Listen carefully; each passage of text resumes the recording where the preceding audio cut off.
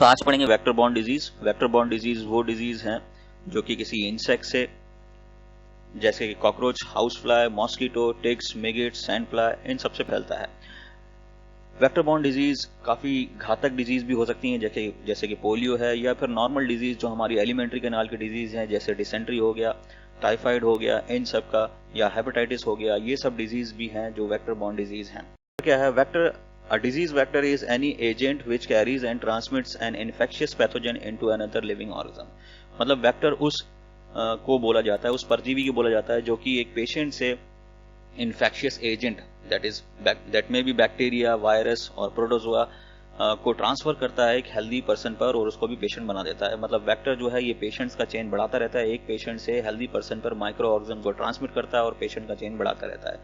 इसमें क्या होता है कि वेक्टर जो है, जैसे मक्खी है, मच्छर है, कॉकरोच है, ये एक इन्फेक्टेड जो पर्सन है या इन्फेक्टेड एनिमल है उन पे बैठते हैं और उनसे जो है वो जर्म्स कैरी करते हैं, और वो हेल्दी पर्सन या हेल्दी एनिमल पर जब वो बैठते हैं तो वो जर्म्स उन हेल्दी पर्सन या हेल्दी एनिमल पर भी ट्रांसमिट कर देते हैं और उनको भी इन्फेक्ट कर देते हैं। तो इन्फेक्शन को ट्रांसमिट करते हैं। इसमें सबसे बड़ा एग्जांपल है हाउस फ्लाई का। हाउस फ्लाई क्या करती है, जितना भी गंदगी है जो एक्सक्रीटा है एनिमल का या एनिमल्स के ऊपर, इन्फेक्टेड एनिमल्स के ऊपर बैठती है, वहां से जो जर्म्स है वो अपने माउथ के अंदर, अपने पैर के अंदर या अपने जो उनका जो पेट है मक्खी का, उसके अंदर लेती है, और ये जब अपना एक्सक्रीट करती है तो फिर ये जो जर्म्स हैं ये भी उस मक्खी से ट्रांसमिट हो जाते हैं हमारे फूड के ऊपर। तो मक्खी जो है वो गंदी जगह पर बैठती है, जर्म्स को कैरी करती है अपने मुंह में, पैरों में या अपने पेट में, और ये जब हमारे फूड पे बैठती है तो जर्म्स को ट्रांसमिट कर देती है, और जो हम जब खाना खाते हैं तो वो जर्म्स भी हमारे अंदर ट्रांसमिट हो जाते हैं। तो मक्खी जो है वो कैरियर का काम करती है, जो इन्फेक्टेड जो चीज है जहाँ पे जर्म्स हैं वहां से जर्म्स कैरी करती है और नॉर्मल पर्सन पर ये जर्म्स जो है वो ट्रांसमिट कर देती है, इसलिए इसको वेक्टर बोला गया है। और दूसरा एग्जाम्पल मक्खी का ही जैसा जो है वो एक कॉकरोच भी है। तो मक्खी से होने वाली बीमारियां जो हैं, हाउस फ्लाई बॉर्न डिजीज जो हैं, उनको हम अभी पढ़ेंगे। उनका याद करने का सिंपल सा ट्रिक है कि उनको याद कर सकते हो पोटा पे।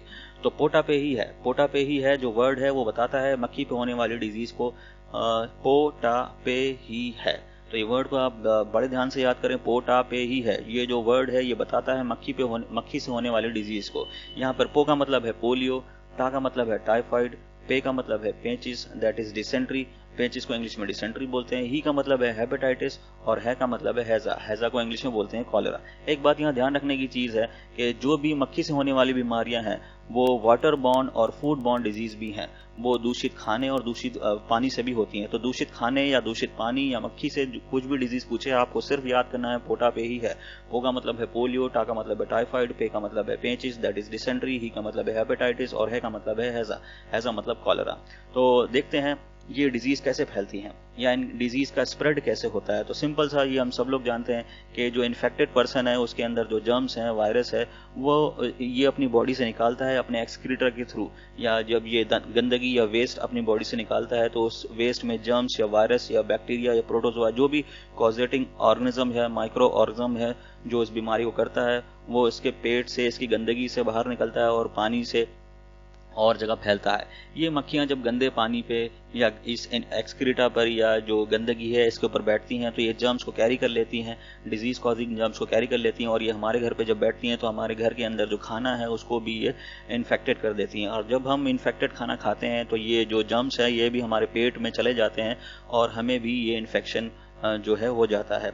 तो ये जो मक्खी जो है ये मक्खी जो है ये बहुत सारी डिजीज करती है, जैसे पोलियो है। तो पोलियो एक crippling and potentially fatal viral infection है। यहाँ पे इंपॉर्टेंट चीज ये है कि पोलियो जो है वायरल इन्फेक्शन है, होता वायरस से है, लेकिन जो स्प्रेड होता है वो दूषित खाने, दूषित पानी और मक्खी से स्प्रेड होता है या वेक्टर से स्प्रेड होता है, जिसमें मक्खी जो है वो बहुत बड़ा कॉज है।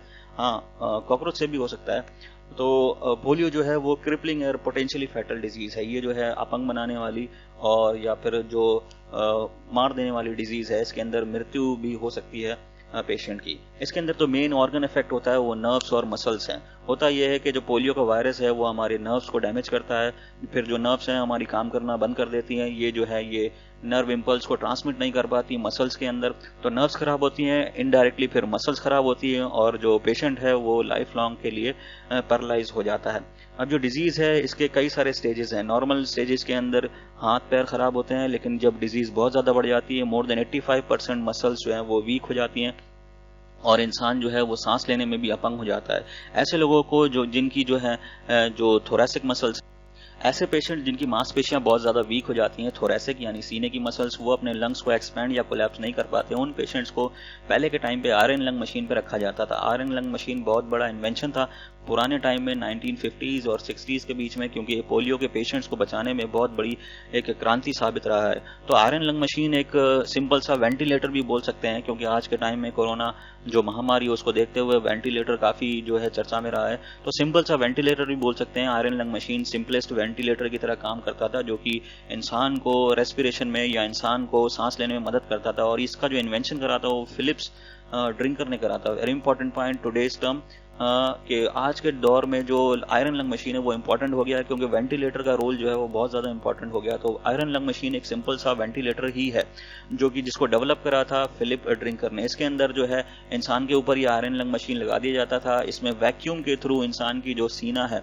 इंसान की जो थोरैसिक मसल्स हैं, उसको कोलैप्स और एक्सपेंड करा जाता था, जिससे जो है पेशेंट जो है पोलियो का, जो कि सांस लेने में सक्षम है, वो फिर सांस लेने में आसानी हो जाती थी उसके लिए। तो पोलियो के लिए वैसे कोई क्योर नहीं है, polio can not be cured, इसके लिए कोई दवा नहीं है, बस इसको हम बचा सकते हैं थ्रू इम्यूनाइजेशन। अब इम्यूनाइजेशन जो है वो सिंपल सा प्रोसेस है कि हमारी बॉडी के अंदर जो है हमारी बॉडी की जो इम्यूनिटी है उसको स्ट्रांग करा जाता है, ताकि जो इन्फेक्शियस एजेंट है, जो भी डिजीज कॉजिंग ऑर्गन है, वो हमारी बॉडी को अफेक्ट ना कर पाए। दूसरा जो प्रोसेस है जो बीमारी से बचने के लिए है, वो वैक्सीनेशन। तो वैक्सीनेशन जो है वो इसके अंदर क्या होता है कि पैथोजन को ही इंजेक्ट करा जाता है बॉडी के अंदर। इम्यूनाइजेशन के अंदर नेचुरल जो हमारी इम्यूनिटी है वो जो है वो हमें बचाती है, और वैक्सीनेशन के अंदर जो है इम्यूनिटी डेवलप करी जाती है by the attack of pathogen या फिर जो एंटीजन है वो हमारी बॉडी के अंदर डाला जाता है, जिससे वो हमारी बॉडी के अंदर एंटीबॉडी बनने लगती है। अब एंटीजन जो है जो एक्स्ट्रा हमारी बॉडी के अंदर एजेंट, डिजीज कॉजिंग एजेंट जो डाला गया है, वो दो फॉर्म के अंदर डाला जा सकता है। या तो वो पार्शियली किल्ड फॉर्म में डाला जा सकता है, जिसको एटीन्यूएटेड बोलते हैं। उस जो एजेंट है, वायरस है, बैक्टीरिया है या प्रोटोजोआ है, जो भी जो है डिजीज कॉजिंग ऑर्गेनिज्म्स है, उसको इनएक्टिव करके हमारी बॉडी के अंदर डाला जाता है। फिर हमारी बॉडी की जो इम्यूनिटी है उसको पहचान लेती है, और नेक्स्ट टाइम जो है वो जब वायरस या कोई भी जर्म हमारी बॉडी के अंदर वापस से अटैक कर लेता है तो उसको किल कर देती है। तो ये ऐसा वैक्सीनेशन एक ऐसा है कि जैसे फोटो दिखा के सुपारी दे देना कि अगली बार ये आदमी आपको दिखे तो इसको मार देना है, तो वैक्सीनेशन सिर्फ ऐसा ही है। और इम्यूनाइजेशन जो है वो हमारी बॉडी का नेचुरल जो सिस्टम है उसको जो है स्ट्रॉन्ग करना है। तो पोलियो का जो वैक्सीन है वो दो तरह का वैक्सीन जो है वो डेवलप करा गया था पुराने टाइम पे। एक था इंजेक्टेबल वैक्सीन, जो कि सार्क ने करा था, जोनास साल्क ने। इसके अंदर जो है वो डेड यानी इनएक्टिव पोलियो वायरस जो है वो बॉडी के अंदर डाला जाता था, जिससे बॉडी की इम्यूनिटी जो है वो उस वायरस को पहचान लेती थी, और नेक्स्ट टाइम जब लाइव वायरस बॉडी के अंदर एंटर होता था तो उसको वो किल कर देती थी। लेकिन ये जो है ये कुछ ज़्यादा अच्छा मेथड नहीं था। इसके बाद जो मेथड इंट्रोड्यूस करा गया वो था एल्बर्ट स्टाइन का मेथड, यानी एल्बर्ट स्टाइन का वैक्सीन, जो कि लाइव म्यूटेंट पोलियो वायरस था। ये जो वायरस था वो पूरी तरह किल्ड नहीं था, बस ये पार्शली जो है इसको इनएक्टिव करा गया था। ये म्यूटेंट पोलियो वायरस था, जो कि ओरल जो है जो वैक्सीन है वो था, जो 2 बूंद जो दवाई पिलाई जाती है इंडिया के अंदर पोलियो से बचाव के लिए, वो यही है। एल्बर्ट सबीन का जो वैक्सीन है, ओरल वैक्सीन वही है। तो सार्क का जो वैक्सीन था वो इनएक्टिव पोलियो वायरस पे था और ये इंजेक्टेबल वैक्सीन था, और सबीन का जो वैक्सीन था ये ओरल वैक्सीन है और ये म्यूटेंट पोलियो वायरस के ऊपर था। इंडिया के अंदर जो है पोलियो जो डिजीज है, इंडिया के अंदर पोलियो जो डिजीज है वो 2014 के अंदर इरेडिकेट हो चुकी है। India is now a polio free country, और इंडिया के अंदर पोलियो को साफ करने में या पोलियो से छुटकारा पाने में Indian government, World Health Organization और नोटरी इंटरनेशनल का बहुत बड़ा रोल रहा है। तो पोलियो को इरेडिकेट करने में ये साल्क और सबीन, ये दो जो बायोलॉजिस्ट हैं, इनका बहुत बड़ा रोल रहा है। साल्क का जो पोस्टर है वो टाइम मैगजीन के अंदर छपा था, क्योंकि ये जो है यहाँ पर आप देख सकते हैं कि पोलियो इंजेक्शन के थ्रू जो है ये जो क्रिपल्ड जो लोग हैं उनके अंदर जान फूकने की कोशिश की जा रही है। तो साल्क का जो वैक्सीन था वो इंजेक्टेबल वैक्सीन था, लेकिन सबीन का वैक्सीन जो है वो ज़्यादा कारगर साबित हुआ है, और पोलियो को इरेडिकेट करने में सबीन का जो वैक्सीन है ये ज़्यादा अच्छा साबित हुआ है।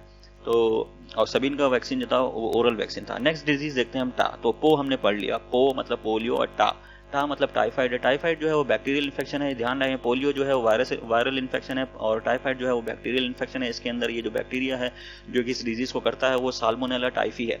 सिम्टम इसके अंदर ये है कि high fever, headache, stomach pain, weakness, vomiting and loose stool. Symptom आपसे जो जनरल जो बीमारियां हैं उसके नहीं पूछा जाएगा, लेकिन फिर भी ध्यान रखने वाली चीज है।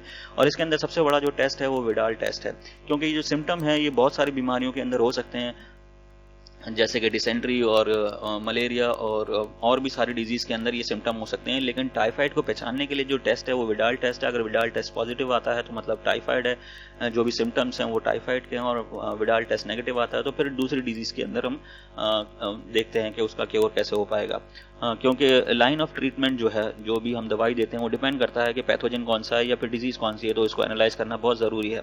अब ये जो टाइफाइड जो है वो फैलता कैसे है? टाइफाइड अगेन वही इन्फेक्टेड फूड, इन्फेक्टेड वाटर या मक्खी से फैलता है। इसके अंदर जो भी जो एजेंट है, infectious agent that is salmonella typhi, वो पेशेंट के एक्सक्रीटा के थ्रू बाहर निकलता है। और ये जो है पेशेंट के एक्सक्रीटा के थ्रू जब ये बैक्टीरिया साल्मोनेला टाइफी बाहर निकलता है तो ये जो है मक्खी से या फिर अदर जो इंसेक्ट हैं, कॉकरोच हो गया, ये हमारे खाने पीने में चला जाता है, हमारे खाने पीने को दूषित कर देता है। और जब ये जो हेल्दी पर्सन है ये जब खाना पीना जब लेता है तो ये फिर साल्मोनेला टाइफी बैक्टीरिया ये उस हेल्दी पर्सन की बॉडी में चला जाता है और उसको भी इन्फेक्टेड कर देता है और उसको टाइफाइड कर देता है। अब इसके अंदर जो कॉजेटिंग ऑर्गेनिज्म है वो साल्मोनेला टाइफी बैक्टीरिया है। और ऑर्गन अफेक्टेड जो है वो एलिमेंट्री कैनाल है। इसके अंदर एलिमेंट्री कैनाल जो है वो हमारा लीवर जो है और स्प्लीन जो है वो काफ़ी बड़े हो जाते हैं और बॉडी पे रैशेज होने लगती हैं। बॉडी पे जब भी रैशेज होने लगती हैं तो इसका मतलब ये है कि जो लिवर है, स्प्लीन है, किडनी है, इसके अंदर कुछ दिक्कत हो रही है। तो शरीर पे खुजली होना ये लिवर, स्प्लीन या फिर किडनी की कोई प्रॉब्लम को दर्शाता है। तो इसके अंदर जो मेन ऑर्गन अफेक्टेड है वो लीवर है, स्प्लीन है। लीवर स्प्लीन बड़ा हो जाता है, उसके अंदर सूजन आती है और जो हमारी आंत है यानी इंटेस्टाइन है उसके अंदर अल्सर्स बन जाते हैं, छाले हो जाते हैं। तो फिर नेक्स्ट जो डिजीज है वो हमारा है डिसेंट्री। तो हमने पो हमने पढ़ लिया, टा हमने पढ़ लिया, अब है पोटा। पे का मतलब है पेचिस, पेचिस को इंग्लिश में बोलते हैं डिसेंट्री। तो डिसेंट्री जो है वो ब्लडी डायरिया है। ब्लडी डायरिया का मतलब ये है कि इसके अंदर खून बहुत ज़्यादा आता है, उल्टी दस्त होता है और दस्त के अंदर खून जो है वो काफ़ी ज़्यादा आता है, जिसकी वजह से जो है इंसान की मौत भी हो सकती है, ज़्यादा खून जो है लॉस होने की वजह से, ब्लड लॉस होने की वजह से। तो इसके अंदर जो है bloody diarrhoea, that is diarrhoea associated with blood in stool. Stool के अंदर, मल के अंदर बहुत ज़्यादा जो है कभी कभी खून आ जाता है। अब जो डिसेंट्री जो है वो मेनली दो तरह की होती है। तो मेन टाइप्स डिसेंट्री के हैं दो। पहला डिसेंट्री है बैसिलरी डिसेंट्री और दूसरा डिसेंट्री है अमीबिक डिसेंट्री। तो बैसिलरी डिसेंट्री जो है इसको शिजेलोसिस भी बोलते हैं और ये बैक्टीरिया से होता है जिसका नाम है शिजेला। और ये कॉमन डिजीज है, ये कॉमन डिसेंट्री है और ज़्यादा घातक नहीं है, लेस हार्मफुल है। लेकिन अमीबिक डिसेंट्री जो है इसको अमीबियोसिस बोलते हैं और ये अमीबा से होता है जो कि एक प्रोटोजोआ है। अमीबा जो है वो प्रोटोजोआ है और शिजेला जो है बैक्टीरिया है। और ये जो अमीबिक डिसेंट्री है ये रेयर डिजीज है, कम होती है, लेकिन ये बहुत ज़्यादा घातक है, क्योंकि इसके अंदर जो है इसको क्योर करना थोड़ा सा मुश्किल होता है। तो ऑर्गन जो इफेक्टेड है इसके अंदर वो है अगेन एलिमेंट्री कैनाल है यानी इंटेस्टाइन है, और स्पेसिफिकली जो कोलोन पार्ट है लार्ज इंटेस्टाइन का वो इसमें ज़्यादा इफेक्टेड होता है। तो डिसेंट्री के अंदर सबसे जो हमारा जो ऑर्गन जो है वो अफेक्ट जो होता है वो इंटेस्टाइन है और वो भी colon, that is large intestine का जो पार्ट है। इसके अंदर सिम्टम वही है, इंटेंस पेन होता है एब्डोमेन में जिसको स्पाज्म बोलते हैं और ब्लड के अंदर जो है वो स्टूल के अंदर जो है वो ब्लड आता है। रेमेडी जो है वो टाइफाइड का, डिसेंट्री का या जो भी पेट की जो बीमारी हैं जिसमें डायरिया होता है उसकी जो रेमेडी है वो एक ही है, oral rehydration solution. Oral rehydration solution का मतलब है ORS घोल। इसका जो कंपोजिशन है वो इंपॉर्टेंट है। इसके अंदर नमक होता है, नमक जो है वो दो तरीके के हैं, सोडियम क्लोराइड और पोटेशियम क्लोराइड, और शुगर होता है दैट इज डेक्सट्रोज। तो अब हमारी बॉडी के अंदर जो इलेक्ट्रोलाइट्स हैं उनका जो रोल है, सॉल्ट जो है और वाटर जो है, NaCl है, KCl है और वाटर जो है और शुगर है, इन सब का जो रोल है बहुत ज़्यादा इंपॉर्टेंट है। नर्व इम्पल्स, हार्ट बीट के लिए ये जो इलेक्ट्रोलाइट्स हैं और वाटर जो है मतलब हाइड्रेटेड, हमारी बॉडी जो है वो हाइड्रेटेड रहनी चाहिए और इसके अंदर इलेक्ट्रोलाइट्स या आयंस जो है पूरे रहने चाहिए, जब भी हमारी बॉडी जो है पूरी तरह फंक्शन करेगी। यानी हमारी बॉडी का नर्व इम्पल्स और जो हार्ट जो मसल का जो कोऑर्डिनेशन है वो प्रॉपर जब ही हो पाएगा जब हमारी बॉडी के अंदर इलेक्ट्रोलाइट्स पूरे होंगे। तो उल्टी दस्त के अंदर या डायरिया के अंदर क्या होता है, हमारी बॉडी के अंदर डिहाइड्रेशन हो जाता है, तो आयंस की कमी हो जाती है, वाटर की कमी हो जाती है, जिसकी वजह से हार्ट बीट जो है वो इरेगुलर हो जाती है या नर्व इम्पल्स जो है वो डिसबैलेंस हो जाता है। तो अब जो है जो इसलिए जो राइट अमाउंट ऑफ फ्लूइड है वो हमारी बॉडी के अंदर बहुत ज़्यादा ज़रूरी है। एक इंपॉर्टेंट बात यहाँ पर ये है कि अब जो है वो ORS डे भी मनाने जाने लगा है, और ORS डे जो है वो 29 जुलाई को मनता है। 11 जुलाई को एक और डे आता है, that is world population day. तो ध्यान रहे ORS दिवस जो है वो 29 जुलाई को आता है, और विश्व जनसंख्या दिवस जो है वो 11 जुलाई को आता है। नेक्स्ट जो हम पढ़ेंगे वो हेपेटाइटिस। तो हमने पो पढ़ लिया, पो का मतलब है पोलियो, टा का मतलब है टाइफाइड, पोटा पे का मतलब है पेचिस, और ही का मतलब है पोटा पे ही का मतलब है हेपेटाइटिस। तो हेपेटाइटिस वो है इन्फ्लेमेशन यानी सूजन है लिवर का, जो कि सेल्फ लिमिटिंग अपने आप भी क्योर हो सकता है, थोड़ी टाइम के लिए हो सकता है लिवर के अंदर सूजन हो, लेकिन वो अपने आप भी क्योर हो सकता है, या प्रोग्रेसिव ये बढ़ भी सकता है। और प्रोग्रेसिव अगर ये है यानी बढ़ता ही रहता है तो ये लीवर को पूरी तरह डैमेज कर सकता है। लीवर के अंदर फाइब्रोसिस यानी लीवर का जो फ्लेक्सिबिलिटी उसको खत्म कर सकता है, लीवर के ऊपर छाले यानी स्कैरिंग कर सकता है, और सिरोसिस लीवर का जो है वो काफी ज्यादा जो है फ्लैशी या फिर जो इसका जो है स्पॉन्जी बना सकता है लीवर को। लीवर का जो फ्लैशी कैरेक्टर वो खत्म हो जाएगा, वो स्पॉन्जी के अंदर कन्वर्ट हो जाएगा, फिर ये डिजीज कराएगी सिरोसिस। तो फाइब्रोसिस, स्कैरिंग और सिरोसिस ये जो है ये लीवर डिजीज हैं जो कि अल्कोहल से भी हो सकते हैं, और अल्टीमेटली अगर प्रॉपर टाइम पे ट्रीटमेंट नहीं हो पाया तो फिर लीवर कैंसर भी हो सकता है हेपेटाइटिस के अंदर। तो हेपेटाइटिस भी एक जानलेवा बीमारी है जो कि स्मॉल इन्फ्लेमेशन यानी लीवर की सूजन से चालू होता है और अल्टीमेटली लीवर कैंसर भी कर सकता है। टाइप्स ऑफ हेपेटाइटिस जो है मेनली 5 तरह के हैं, जो कि A, B, C, D, E जो है ये 5 तरह के हेपेटाइटिस हैं। अच्छा, इसमें A और E जो है वो कंटामिनेटेड फूड एंड वाटर से होता है। ये ध्यान रखने की बात है, कंटामिनेटेड फूड और वाटर से, मक्खी से, दूषित खाने से, दूषित पीने से या पानी से जो डिजीज होती है वो होता है हेपेटाइटिस A और E। हेपेटाइटिस B, C और D ये होते हैं दूषित खून से यानी कि इन्फेक्टेड ब्लड से। अब इन्फेक्टेड ब्लड जो है वो जब एक पेशेंट का दूसरे हेल्दी पेशेंट जो हेल्दी पर्सन है उसके अंदर लगाते हैं तो हेपेटाइटिस B, C, D हो सकता है। तो जो हेपेटाइटिस B, C, D जो है वो अनसेफ इंजेक्शन या मेडिकल प्रोसीजर से, इन्फेक्टेड नीडल से, अनसेफ सेक्स से, मदर या चाइल्ड से ट्रांसमिट हो सकता है। ये ध्यान रहे, B, C, D खून से फैलता है, A और E दूषित खाने, दूषित पानी या मक्खी से या वेक्टर से फैलते हैं। तो वेक्टर बॉर्न जो हेपेटाइटिस है वो A और E है, और ब्लड बॉर्न जो हेपेटाइटिस है वो B, C और D है। और जितने भी हेपेटाइटिस हैं 5 तरह के हेपेटाइटिस ये वायरस से होते हैं। और ऑर्गन जो अफेक्टेड है इसके अंदर ऑर्गन अफेक्टेड लीवर है। तो इसके अंदर जो आप देख रहे हैं ये नॉर्मल लीवर है, देखने में काफ़ी फ्लैशी और रेडिश और काफ़ी ज़्यादा शाइनी होता है, लेकिन जब इसके अंदर सिरोसिस डेवलप हो जाता है तो काफ़ी ज़्यादा गंदा सा हो जाता है। ये आप देख रहे हैं इसके अंदर सिरोसिस डेवलप हो गया। अब इसकी सरफेस पे जो है वो छाले पड़ गए हैं, इसके अंदर फाइबर्स डेवलप हो जाते हैं, इसकी फ्लेक्सिबिलिटी जो है वो खत्म हो जाती है। हमारी बॉडी के अंदर एक ऑर्गन जिसकी रीजनरेशन पावर सबसे ज्यादा होती है वो लीवर है, यानी लीवर जो है अपने आप को रीजनरेट कर सकता है। लेकिन इस डिजीज में जाती सिरोसिस, स्कैरिंग या फाइब्रोसिस या हेपेटाइटिस का जो प्रोग्रेसिव स्टेज है इसके अंदर जो लीवर जो है वो अपने आप को क्योर नहीं कर पाता, और अल्टीमेटली लीवर की डैमेज की वजह से या लिवर कैंसर हो सकता है और अल्टीमेटली डेथ भी हो सकता है। अब जो हमारी लास्ट जो हमारी जो डिजीज है वो है हैजा। तो हमने पढ़ लिया, पो का मतलब है पोलियो, टा का मतलब है टाइफाइड, पोटा पे का मतलब है पेचिस, पोटा पे ही का मतलब है हेपेटाइटिस, और है का मतलब है हैजा। हैजा मतलब कॉलेरा। तो कॉलेरा जो है वो भी जो है वो डायरिया है एक तरह का, और ये जो डायरिया है वो राइस वाटर डायरिया कहलाता है या राइस वाटर स्टूल भी कहलाता है। इसके अंदर जो है वो मल जो है इंसान के जो दस्त हैं वो बिल्कुल चावल के पानी के जैसे पतले हो जाते हैं और बहुत ज़्यादा फ्रिक्वेंसी से होते हैं, बार बार दस्त होते हैं, जिसके अंदर इंसान की बॉडी के अंदर जो पानी है, जो इलेक्ट्रोलाइट्स है वो खत्म हो जाते हैं और पानी बॉडी जो है वो डिहाइड्रेट हो जाके उसके अंदर डेथ भी हो सकती है। अब जो हैजा जो है ये जो होता है ये एक बैक्टीरिया से होता है और इसका नाम है विब्रियो कॉलेरा। विब्रियो कॉलेरा जो है कॉजेटिंग ऑर्गेनिज्म है कॉलेरा का यानी हैजा का। विब्रियो कॉलेरा जो कॉजेटिंग ऑर्गेनिज्म्स है हैजा का यानी कॉलेरा का, ये ध्यान रखने की बात है, जो कि एक बैक्टीरिया है। तो विब्रियो कॉलेरा जो है ये हैजा करता है, और हैजा जो है वो स्प्रेड होता है दूषित पानी से, दूषित खाने से और मक्खी से, यानी ये वेक्टर बॉर्न डिजीज है। और ऑर्गन जो इफेक्टेड है इसके अंदर अगेन स्मॉल इंटेस्टाइन है, ये इंपॉर्टेंट है, कई बार पूछा हुआ है। इसके अंदर जो है हैजा के अंदर क्या होता है, राइस वाटर डायरिया होता है, चावल के पानी के जैसा डायरिया होता है हैजा के अंदर यानी कॉलेरा के अंदर, जिसकी वजह से क्या होता है बॉडी के अंदर डिहाइड्रेशन हो जाती है, इंसान को बहुत ज़्यादा प्यास लगती है, उसकी जो है स्किन जो है वो ड्राई हो जाती है।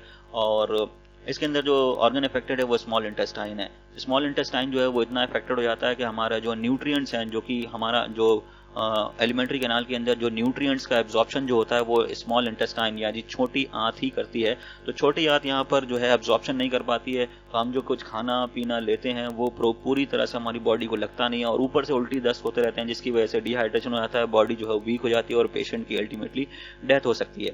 इसके अंदर आपको जो रेमेडी है वो अगेन ORS ही है। जितनी भी पेट की बीमारियां या डायरिया की बीमारियां हैं उसके अंदर रेमेडी जो है वो ORS ही है, क्योंकि हमारी बॉडी के इलेक्ट्रोलाइट या वाटर के लेवल को मेंटेन करके रखता है। एक नाम इसके अंदर याद करना है आपको हैजा के अंदर, वो है जॉन स्नो। जॉन स्नो ने बहुत ज्यादा काम करा है हैजा को इरेडिकेट करने में वर्ल्ड से। हैजा ऑल्दो हैजा जो है वो इरेडिकेट अभी नहीं हुआ है, लेकिन फिर भी काफी ज्यादा काम हुआ है जॉन स्नो द्वारा हैजा के ऊपर, हैजा के को जो है उसको ट्रीटमेंट करने में या उसको रोकने में, रोकथाम में। तो आपको ध्यान रखना है जॉन स्नो जो है वो मॉडर्न एपिडेमियोलॉजी या फादर ऑफ मॉडर्न एपिडेमियोलॉजी भी कहलाते हैं। फादर ऑफ मॉडर्न एपिडेमियोलॉजी जो है वो जॉन स्नो है, क्योंकि अभी जो है वो एपिडेमिक जो है, पैंडेमिक एपिडेमिक ये वर्ड इंपॉर्टेंट हो गया है, तो फादर ऑफ मॉडर्न एपिडेमियोलॉजी जो है वो जॉन स्नो है because of his work on cholera.